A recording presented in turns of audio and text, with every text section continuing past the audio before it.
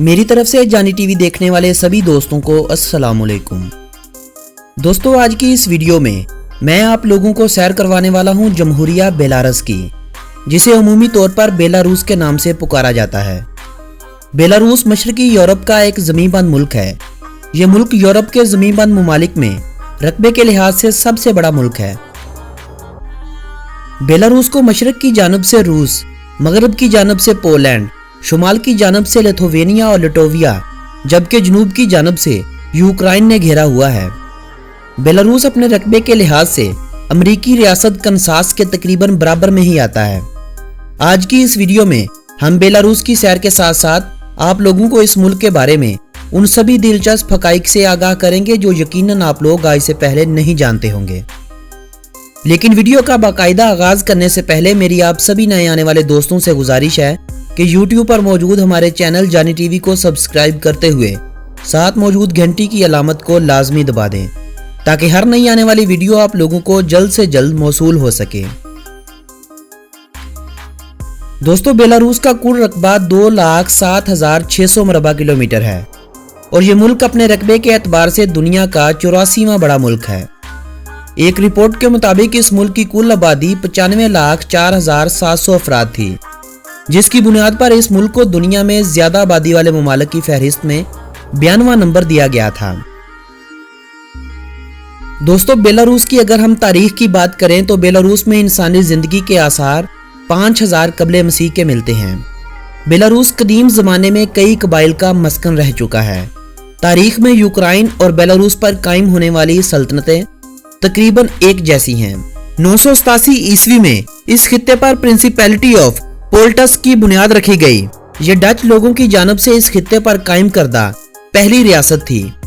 1236 ईस्वी को इस सरजमीन पर ग्रैंड डची ऑफ लिथुवेनिया का क्याम अमल में आया। 1 जुलाई 1569 ईस्वी को दौलते मुश्तरका पोलिश लिथुवेनियन का क्याम अमल में आया। 1795 ईस्वी को रूसी सल्तनत कायम की गई। 25 मार्च 1918 को बेलारूस को रूसी सोवियत वफाक से आज़ादी मिली। 31 जुलाई 1920 ईस्वी को बेलारूस ने सोवियत यूनियन से इश्तराक किया, जिसके बाद मुल्क का नया नाम बेलारूसी सोवियत इश्तराकी जमहूरिया करार पाया। 1989 में जब सोवियत यूनियन अपने अंजाम को पहुंच चुकी थी तो रूस ने कई ममालिक को आज़ादी देने की बजाय उन्हें इख्तियारात सौंप दिए। इन ममालिक में से एक बेलारूस भी था, जिसे 27 जुलाई 1990 को रियासती इख्तियारात सौंप दिए गए थे। 25 अगस्त 1991 को बेलारूस को रूस से आज़ादी नसीब हुई। 26 दिसंबर 1991 को अक़वाम मुत्तहिदा ने पूरी दुनिया समेत बेलारूस की आज़ादी को तस्लीम कर लिया। 1994 में बेलारूस में सदारती इंतखाबात कराए गए और मुल्क का एक आइन मंजूर किया गया, जो अब तक इस मुल्क का आइन कहलाया जाता है। मिन्स्क इस मुल्क का दारुल हुकूमत और मुल्क का सबसे बड़ा शहर है।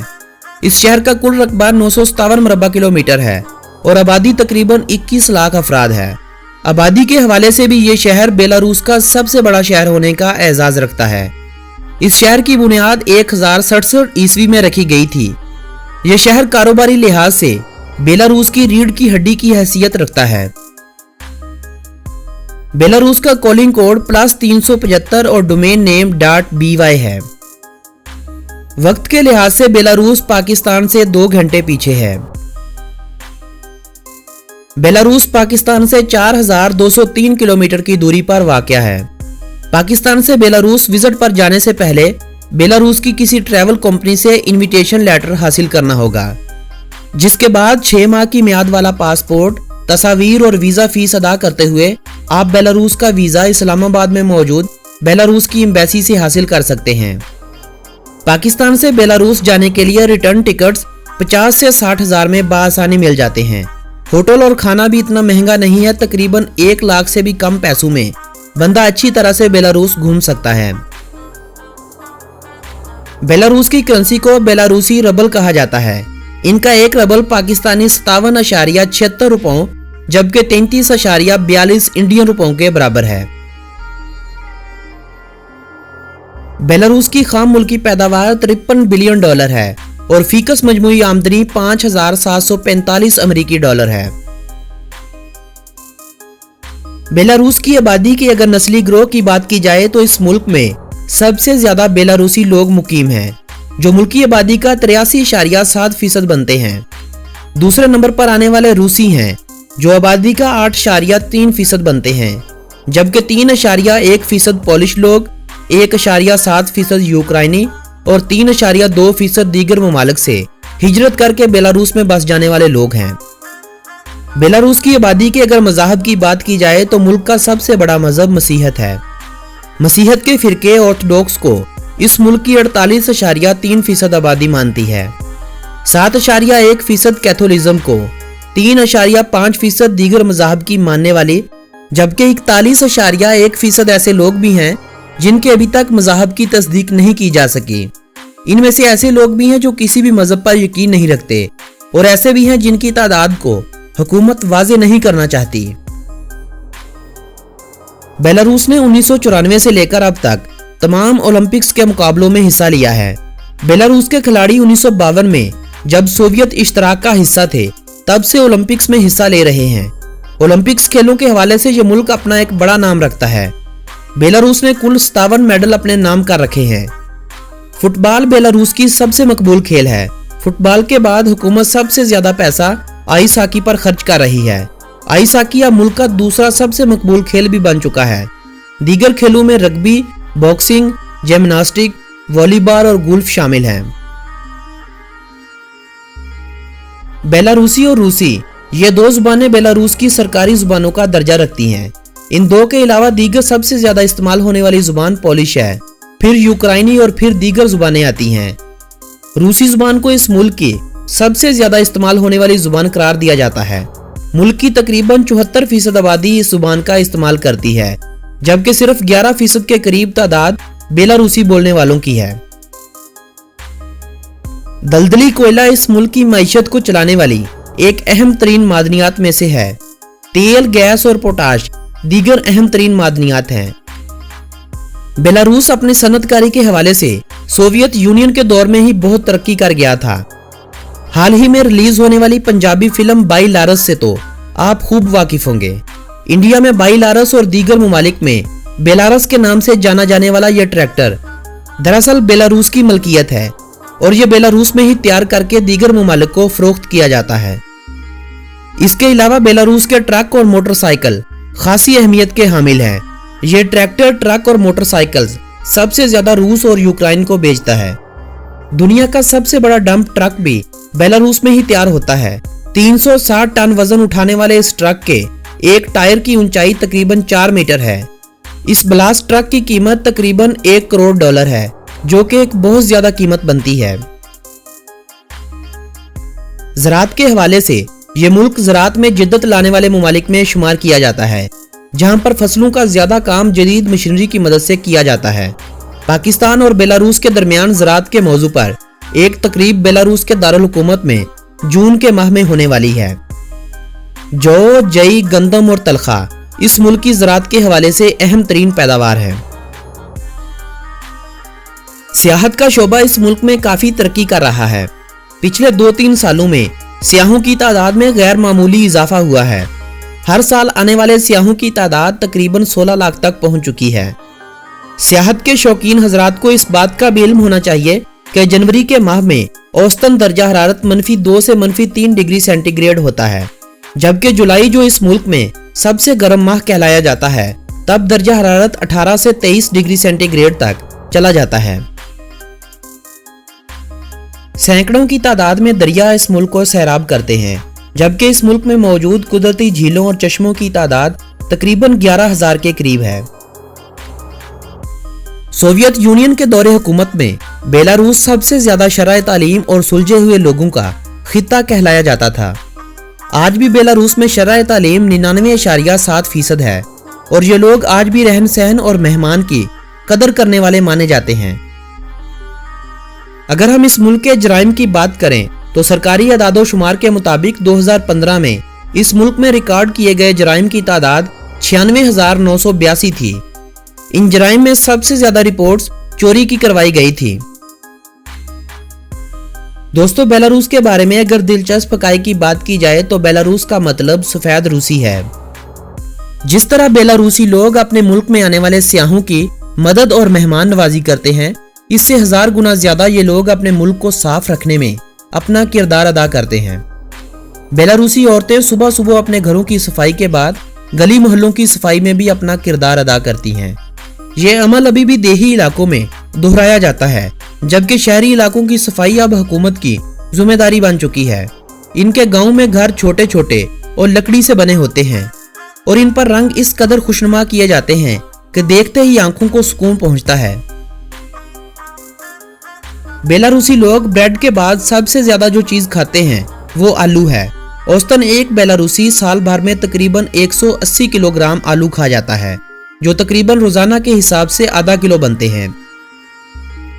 बेलारूस में आलू की फसल में साइंसदानों का एक अहम किरदार यह देखने को मिलता है कि आपको बेलारूस में कई रंगों और मुख्तलिफ जायकों के आलू बाआसानी मार्केट से मिल जाएंगे।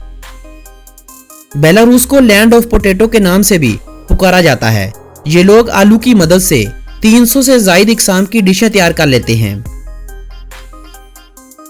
कहा जाता है कि बेलारूस जिस सरजमीन पर वाक़ है, इस सरजमीन पर जंगलात की बहुतात है। बेलारूस में ये कहानियां मशहूर हैं कि इस जमीन के नीचे सोना, चांदी और दीगर कीमती खजाने दफन हैं, जो आज से हजारों साल पहले देवताओं ने जमीन में दफनाकर ऊपर जंगलात उगा दिए थे। हो सकता है इन जंगलात के नीचे कुदरत के खजाने दफन हों, मगर देवताओं से मंसूब करना हमारी नजर में कदरे गलत होगा। बेलारूस के तकरीबन 45% रकबे पर जंगलात का बसेरा है। इस बसेरे का नजारा आप बेलारूस के परचम में सब्ज रंग से भी ले सकते हैं। बेलारूस को दुनिया में लंग्स ऑफ यूरोप के नाम से भी पुकारा जाता है, यानी यूरोप के फेफड़े। बेलारूस में कुदरती पहाड़ ना होने के बराबर है। सलिहोर्स्क शहर में मौजूद पहाड़ वो पहाड़ हैं जिन्हें नमक की कानों से नमक निकालने के बाद तश्कील दिया गया है। बेलारूस ने अब तक 2 नोबेल प्राइज अपने नाम कर रखे हैं। पहला नोबेल प्राइज बेलारूसी तबीयत दान जोरस को सेमीकंडक्टर पर काम करने की वजह से सन 2000 ईस्वी में दिया गया था, जबकि दूसरा 2015 में एक बेलारूसी सहाफी सोतिलाना को अदब का नोबेल प्राइज दिया गया था। दुनिया में कोई भी मुल्क बेलारूस जैसा हमवार नहीं होगा। मुल्क में सबसे ऊंची पहाड़ी सतह समुंदर से 345 मीटर की बुलंदी पर वाक़ है, जबकि इर्द गिर्द की हमवार जमीन से इसकी बुलंदी बमुश्किल से 6 फीट होगी। बेलारूस आईटी सेक्टर में भी काफी आगे निकल चुका है। कॉल और एसएमएस के तबादले की एक बेहतरीन ऐप वाइबर को भी माना जाता है, जबकि एंड्रॉइड मोबाइल्स की मशहूर जमाना गेम वर्ल्ड ऑफ टैंक्स भी बेलारूस की ही तैयार करदा गेम है। मुल्क में नीम सदारती निजाम है और 1994 से लेकर अब तक अलेक्जेंडर लुकाशेंको मुल्क के सदर के ओहदे पर फाइज हैं। बेलारूस यूरोप का वाहिद मुल्क है जहां आज भी सजाए मौत के कैदियों को मौत दी जाती है, जबकि बाकी यूरोपीय ममालिक में सजाए मौत पर बिल्कुल पाबंदी आयद कर दी गई है। बेलारूस ने रूस से आज़ादी 26 दिसंबर 1991 को हासिल की थी, मगर ये लोग अपना आज़ादी का दिन 3 जुलाई को करार देते हैं, क्योंकि 3 जुलाई 1944 को नाजी जर्मनी ने बेलारूस से वापसी की राह ली थी। बेलारूस के दारुल हुकूमत मिन्स्क को ग्रीन सिटी के नाम से भी पुकारा जाता है, क्योंकि इस शहर में 8,44,000 से ज्यादा दरख्त लगाए जा चुके हैं। इस शहर को ग्रीन सिटी के अलावा हीरो सिटी के नाम से भी याद किया जाता है, क्योंकि अपने क़याम के बाद से इस शहर को 18 मरतबा तबाहो बर्बाद किया जा चुका है, मगर यह शहर कुछ ही सालों में अपनी पहले से भी बेहतर हालत में वापस आ जाता है। दूसरी जंग अजीम के मौके पर यह शहर आखिरी मरतबा तबाह हुआ था, जब इस शहर की सभी इमारतें धमाकों की वजह से जमीन बोस हो गई थीं। भले इस मुल्क में बीचेस नहीं हैं, लेकिन यह मुल्क सियाहों के लिए इस कदर मौजू है कि यहाँ की हरियाली को देखकर इंसान अपने सभी गम भुलाकर कुदरत के बेलारूस को दिए हुए इस हुस्न से लुत्फ अंदोज होता है। दोस्तों, बेलारूस में 4 यूनेस्को वर्ल्ड हेरिटेज साइट्स हैं। बेलारूसी लोग मेहनत कश लोग कहलाए जाते हैं। मुल्क में बेरोजगारी की शरह 0.8% है।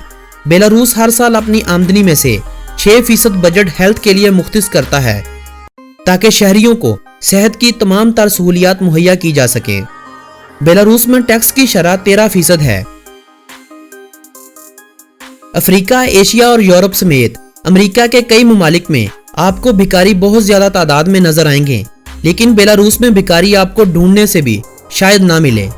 अगर कोई मिले भी तो वो भी किसी न किसी फन का मुजाहरा करने के बाद ही आपसे दाद वसूल करेगा।